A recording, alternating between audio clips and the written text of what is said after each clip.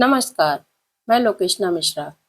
युवा अधिवेशन से प्रस्तुत है इंदौर की भारती दीक्षित के स्वर में डॉक्टर नुसरत मेहंदी द्वारा रचित दास्ताने शंकर।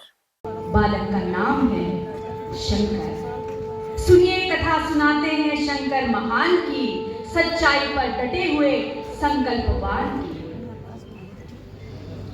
मित्रों, भारत की धरती एक ऐसी तपस्या लड़ते भी देखा है देश ने।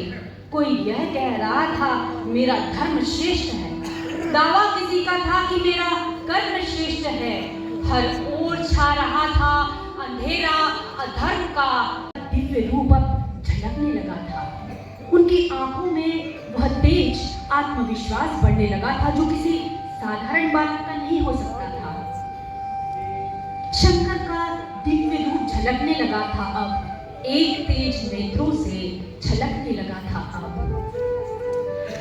शंकर को समष्टि में एक ही ब्रह्मा के व्याप्ति का आभास होने लगा और वे निरंतर ज्ञान प्राप्ति की ओर अग्रसर होने लगे। उनकी आत्मा दीन दुखियों और पीड़ित मानवता के प्रति दया और करुणा से भर गई और वे अपनी दिव्य दृष्टि से लोगों के दुखों को समझने और उसे दूर करने का प्रयास करने लगे। द्वार पर कुछ भी नहीं था घर में, तो स्त्री ने हार कर एक आंवला बचा था तो यह कह के दे दिया शंकर को खाली हाथ, मैं कैसे करूं विदा।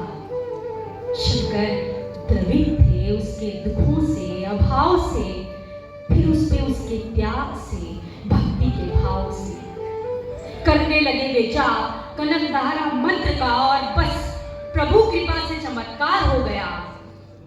शंकर ने लेख बदला किसी के नसीब का, सोने के आंवलों से भरा घर गरीब का।